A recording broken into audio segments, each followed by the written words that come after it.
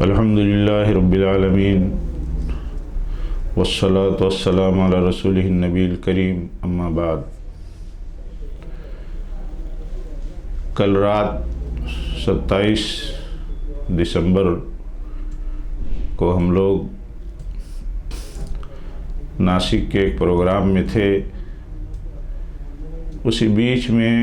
بہت سارے احباب متعلقین کے مسلسل فون آنے لگے اور تھوڑی ہی دیر میں ممبر آف پارلیمنٹ مولانا بدرالدین اجمل صاحب کی کلپ بھی آ گئی، جو 3 طلاق کے سلسلے میں جاری بحث میں ان کے بیان پر مشتمل تھی۔ اسے سن کر کے حیرت اور تعجب کی انتہا نہیں رہی کہ اتنا اہم شخص، اتنا بڑا تاجر اور ایک سینئر، اور وہ بھی دارالعلوم دیوبند کا ایک اہم ذمہ دار، آسام کی ایک بڑی عوام کی نمائندگی کرنے والی شخصیت، پارلیمنٹ میں اس طرح غیر اصولی، غیر علمی، غیر پارلیمانی اور جھوٹ پر مشتمل مختصر سی تقریر میں اتنی ساری باتیں کیسے کہہ گیا؟ میں تو حیران رہ گیا کہ آخر وہ کون سا نمائندہ بیان تھا جو 3 طلاق کے تعلق سے جاری بحث کے بیچ میں ان کی طرف سے آیا ہے۔ نہ تو 3 طلاق کے موضوع پر چلنے والی بحث کی کوئی منطقی، کوئی علمی، کوئی ذمہ دارانہ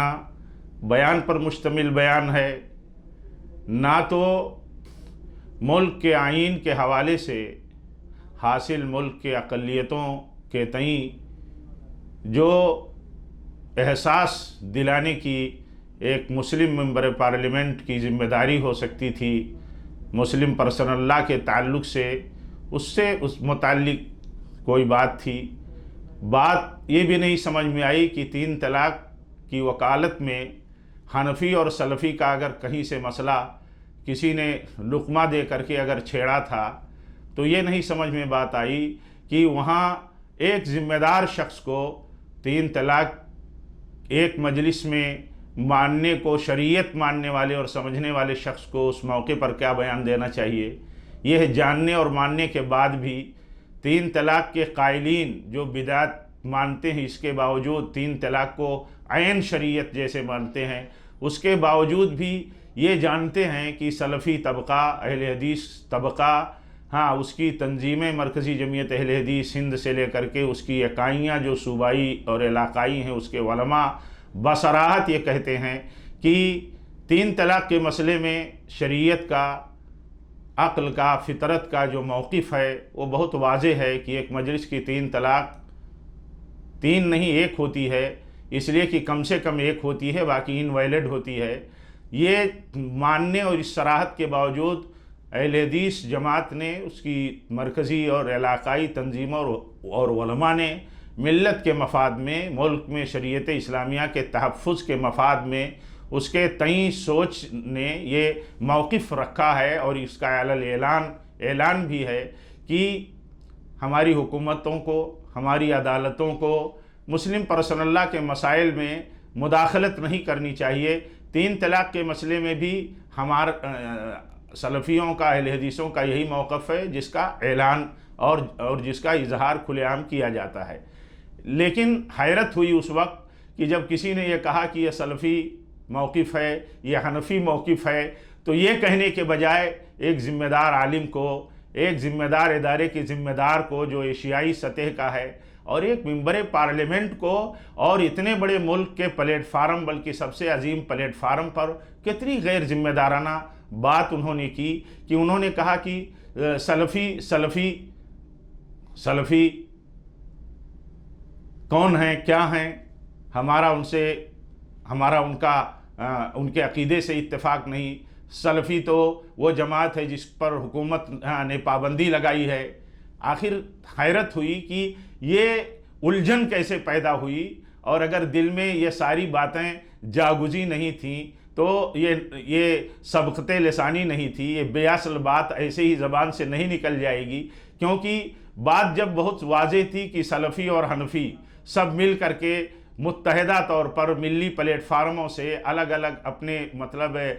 سورسز سے اس بات کا مطالبہ حکومت سے، عدالت سے کرتے رہے کہ آپ اس میں مداخلت نہ کریں، تو یہ کہنے کے بجائے کہ سلفی اور حنفی کے بیچ میں بھلے یہ مسئلہ مختلف فی ہے، لیکن سلفی تو ہمارے ساتھ ہیں، مسلم پرسنل لاء بورڈ کے ساتھ ہیں، اس لیے ساتھ ہیں مسلم پرسنل لاء بورڈ کے کہ وہ چاہتے ہیں کہ ملک میں ایک راستہ نہ کھلے کہ حکومت مسلمانوں کے مذہبی مسائل میں مداخلت کرنا شروع کر دے، اس لیے وہ ساتھ ہیں۔ یہ کہہ کر کے بات ختم کی جا سکتی تھی جو صحیح بات تھی۔ ایسا لگتا ہے کہ 3 طلاق کے سلسلے میں چونکہ موقف کمزور ہے، چونکہ شریعت عقل کے خلاف ہے، سماج کے خلاف ہے، 3 طلاق کی وکالت میں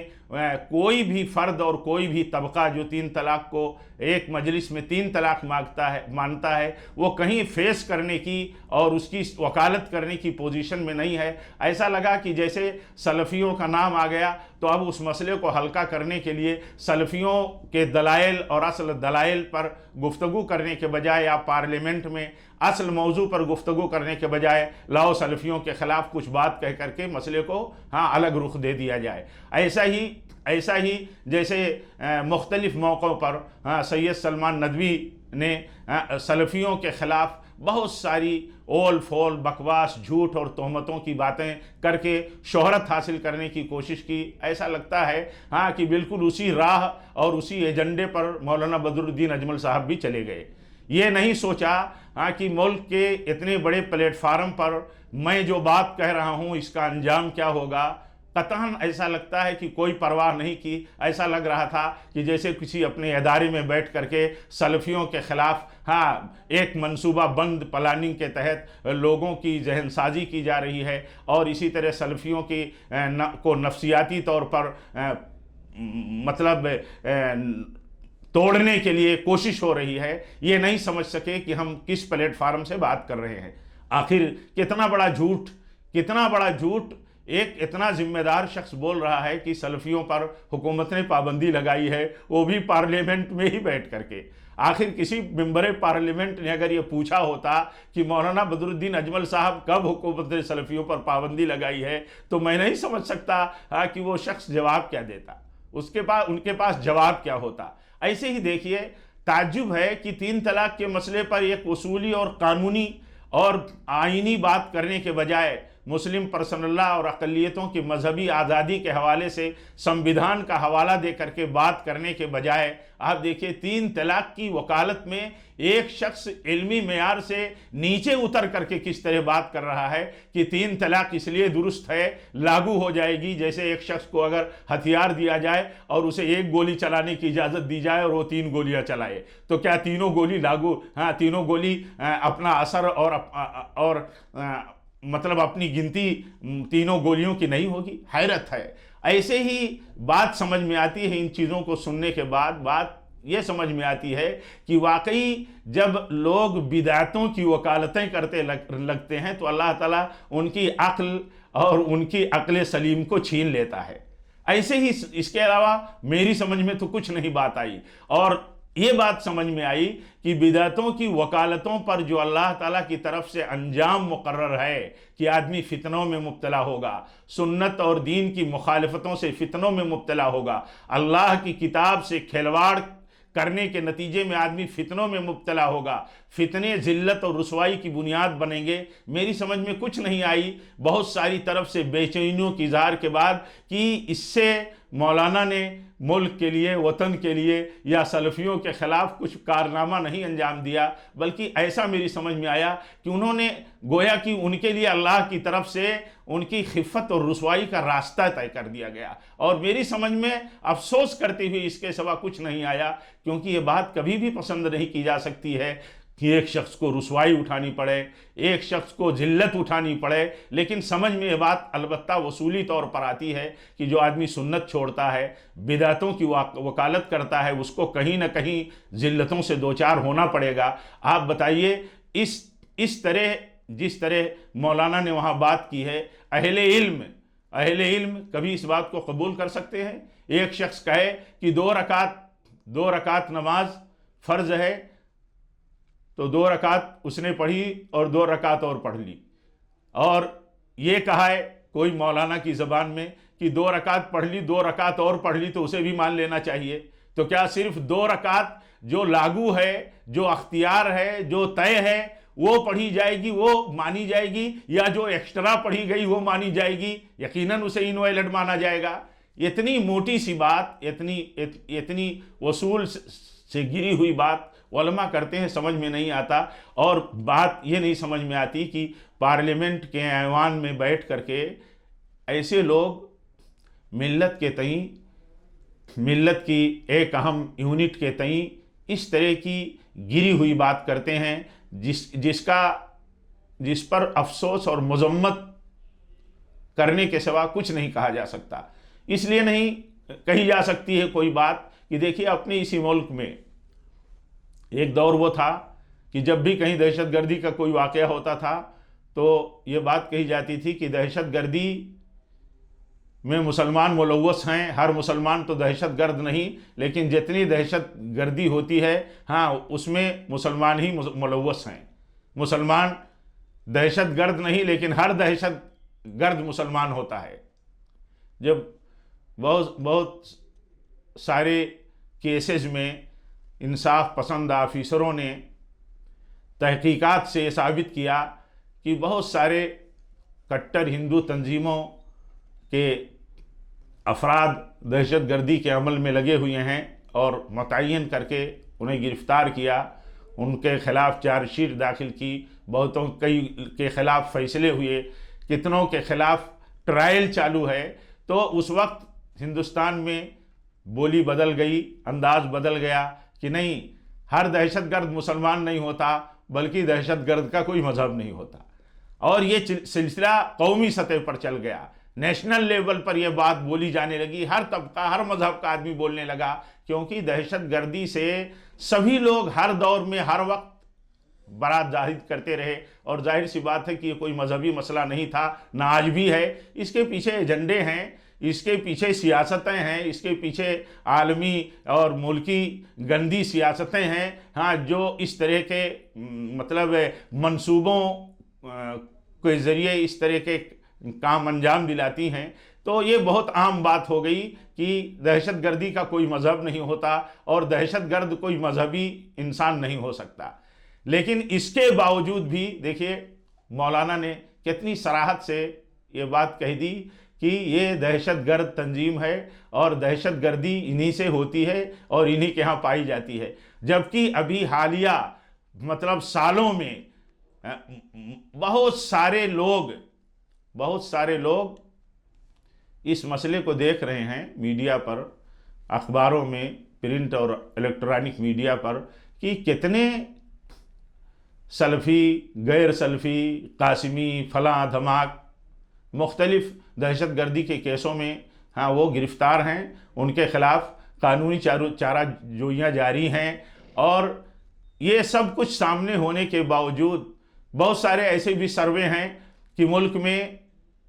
ملک میں دہشت گردی کی راہ پر سلفی نہیں ہے، خلفی ہیں، مذہبی نہیں ہیں، ملک مخالف دشمنوں کے ہاتھوں میں اور ان کے استعمال میں ہے۔ بہت سارے ذرائع سے یہ چیز ثابت ہو چکی ہے۔ اس کے باوجود ایک ذمہ دار شخص جب یہ پارلیمنٹ کے ایوان میں بیان دیتا ہے تو حیرت کے سوا کچھ نہیں ہوتی ہے۔ بات وہاں یہ سمجھ میں آتی ہے کہ 3 طلاق کے مسئلے میں تین طلاق کے مسئلے میں ایسا لگتا تھا کہ جیسے کہیں سلفی کا نام لینے کے بعد کوئی کتاب و سنت کے دلائل پیش کرنے والا ہے ابھی، اور دلائل کا جواب کہیں نہ دینا پڑے، اس لیے ان پر تہمت لگا دی جائے دہشت گردی کی اور کسی فتنے کی، تاکہ رخ موڑ دیا جائے۔ جیسے اصل دعوتوں کے سلسلے میں انبیاء کرام کے ساتھ اور امت کے علماء کے اور اسی طرح ائمہ کے خلاف ہوتا رہا، ہاں، کہ انہیں اصل دلائل سے مطمئن کرنے کے بجائے انہیں الگ راہ پر ڈال دیا گیا، الگ نظریے کی طرف ڈھکیل دیا گیا۔ میں یہ سمجھتا ہوں کہ یہ چیز ہو سکتی ہے۔ کیا یہ چیز مولانا کو اس کا ڈر تھا کہ کہیں بات نکلی کہ سلفی موقف یہ ہے اور حنفی موقف یہ ہے، تو وہاں ہمیں کتاب و سنت سے کہیں ثابت کرنے کے لیے نہ کہا جائے کہ تین طلاق، ہاں، ایک مجلس کی شریعت اسلامیہ ہے اور تین طلاق ہوتی ہے، اس وقت مشکل ہوگی، اس لیے سلفیوں کے عقیدے سے برات ظاہر کریں اور جھٹ سے سلفیوں پر تہمت لگا دیں۔ یہ بہت تعجب کی بات لگی، اور یہ بھی تعجب کی بات لگی کہ جس موقف کی وکالت نہیں ہو سکتی ہے اتنے بڑے پلیٹ فارم پر، تو افسوس یہ ہوا کہ کس طرح اس پر وکالت کرنے کے لیے ہمارا کوئی ممبر کھڑا ہو جاتا ہے، جبکہ ہمارے بڑے بڑے اداروں میں بڑی بڑی انتظامیہ نے یہ طے کیا ہے کہ میڈیا کے سامنے بڑے بڑے پلیٹ فارم پر وہ لوگ بات نہ کریں جو نمائندگی نہیں کر سکتے۔ مسئلہ اصل میں یہ ہے کہ چونکہ ہمارے حنفی بھائیوں کے ہاں بھی بلکہ متفقہ طور پر ایک مجلس کی تین طلاق بدعت ہے، اب حیرت ہے کہ ظاہر کی بدعت کی وکالت ایسے بھی نہیں ہو سکتی۔ وہ کتنی بھی پابندی لگائیں، کتنے بھی ایکسپرٹ تیار کریں کہ میڈیا کے سامنے ایکسپرٹ کے سوالوں کا جواب دینے کے لیے تین طلاق کو عقلی نقلی ثابت کریں، نہیں کر سکتے۔ جب وہ خود مانتے ہیں کہ بدعت ہے، تو کیا یہ بدعت کی سنت کے مقابل میں وکالت کر سکتے ہیں؟ ہو ہی نہیں سکتی، کوئی نہیں کر سکتا۔ تو اصل مدعے پر بات کرنے کے بجائے مدعے سے پارلیمنٹ کو اور اسی طرح عوام کو بہکانے کے لیے، اور ایسا لگتا ہے کہ کوئی مطلب دل میں بیٹھی ہوئی چیز تھی اور ایک موقع آ گیا اور وہ بات نکل گئی۔ لیکن میں یہ کہنا چاہوں گا تمام اپنے سامعین سے، تمام اپنے سلفیوں سے، تمام اہل وطن سے، انصاف پسندوں سے، کہ دیکھیے یہ طریقہ جو ہے کسی کی عزت کا نہیں ہے اور نہ کسی کی ذلت کا یہ طریقہ ہے۔ کسی کو ذلیل کرنے کا یہ طریقہ نہیں ہوتا کہ اس پر کہہ دیا جائے ہاں کہ تم دہشت گرد ہو، یہ جماعت دہشت گرد ہے۔ بلکہ میں ایک بات بیان کر سکتا ہوں اس موقع پر کہ ہائی کورٹ میں ایک عالم کے تئیں ایک تقریر کے حوالے سے مقدمہ چل رہا تھا، تو جو وکیل تھا مخالف گروپ کا، ہاں، وہ بار بار کہتا تھا اہل حدیث دہشت گرد ہیں، یہ دہشت گرد ہیں، یہ دہشت گرد ہیں، ہاں، ان کے خلاف دیکھیے یہ اخبار میں ایسا لکھا ہے، ایسا چھپا ہے۔ تو فاضل جج نے یہ کہا دیکھیے یہ ہم اور اخبار اور آپ نہیں طے کریں گے کہ کون دہشت گرد ہے کون دہشت گرد نہیں ہے۔ یہ ہماری ایجنسیاں، ہماری حکومت، ہماری منسٹریاں طے کرتی ہیں کہ کون کیا کام کرتا ہے، کون کیا کام کرتا ہے۔ کیا اتنی بات بھی مولانا کے علم میں نہیں ہے کہ ہمارے کہہ دینے سے پارلیمنٹ کے پلیٹ فارم پر ایک جماعت دہشت گرد ہو جائے گی یا اس سے ہماری اپنی ذات اور ہماری رسوائی کا سامان ہو جائے گا؟ میں بہت موٹی سی بات اہل وطن اور سلفیوں کو اور عام مسلمانوں کو بتانا چاہتا ہوں کہ دیکھیں مولانا سید سلیمان ندوی نے مسلم پرسنل لاء بورڈ کے خلاف، بابری مسجد کے تئیں، سلفیوں کے خلاف اور سلفیوں کے خلاف بیان دے کر کے اپنے قد کو اونچا کرنا اور تحریکیت اور رافضیت کی تائید سے اپنے آپ کو ہر دل عزیز بنانے کی جو کوشش ہے، دیکھیے اس میں کیا ملا۔ میں سمجھتا ہوں ان کو ان حلقوں میں جہاں وہ محبوب تر تھے، وہاں بھی ان کو رسوائی کے سوا کچھ نہیں ملا۔ ہمارے بہت سارے احباب نے کہا، میں نے کہا مولانا کا قد نہیں اونچا ہوگا اس سے۔ سلفیوں کے خلاف انہوں نے جو بیان دیا، سلفیوں کی عزت یا سلفی دہشت گرد ٹھہرا دیے جائیں گے، ایسا کچھ نہیں ہوگا۔ البتہ ایسا ضرور ہوگا کہ ان کی عزت ان کے بیچ میں گھٹ جائے گی۔ اس لیے اس بات کو سمجھنے کی ضرورت ہے مولانا کہ اس بیان کو پارلیمنٹ میں اسی زبان سے اس بیان کو انہیں واپس لینا چاہیے۔ جس طرح اگر وہ تحریر جو چل رہی ہے ان کے نام سے، ان کے لیٹر ہیڈ پر، وہ صحیح ہے، جیسا مختلف ذرائع تائید کر رہے ہیں ان کے مولانا کے دفاتر سے، تو انہیں آفس میں پارلیمنٹ میں بھی اس کا بیان دینا چاہیے، ہاں کہ میں نے جو کہا مجھ سے غلطی ہو گئی، اور ریکارڈ سے جیسا کہ انہوں نے اعلان کیا ہے میں حذف کرنے کی تحریری درخواست میں نے دی ہے، وہ حذف ہونا چاہیے، اور پوری ملت کے سامنے کیا پورے سامعین کے سامنے جنہوں نے ریکارڈ سنا ہے، سارے ہندوستانیوں کے سامنے انہیں اپنے اس بیان پر، ہاں سوشل میڈیا پر صوتی بیان سے بھی انہیں معذرت کرنا چاہیے۔ میں دعا کرتا ہوں رب العالمین سے کہ اللہ تعالیٰ ملک کو، ملت کو اس طرح کے فتنوں سے محفوظ رکھے، اور مسلمان بین المسالک ایک دوسرے کے احترام، بین المذاہب ایک دوسرے کے ساتھ رواداری کے جو اصول ہیں شریعت کے، قانون کے، ملک کے، مطلب سمویدھان کے، اللہ تعالیٰ اس کی روشنی میں ہم سب کو چلنے کی توفیق دے۔ رب العالمین ہمارے دلوں کو ہر طرح کے بغض سے، کینوں سے پاک رکھے، اور شریعت حقہ اور سنت کی رغبت، سنت سے محبت کی توفیق دے۔ بدعتوں سے اللہ تعالیٰ، اسی طرح معاصی سے اللہ تعالیٰ ہم سب کو پرہیز کرنے کی توفیق دے۔ وآخر دعوانا الحمدللہ رب العالمین۔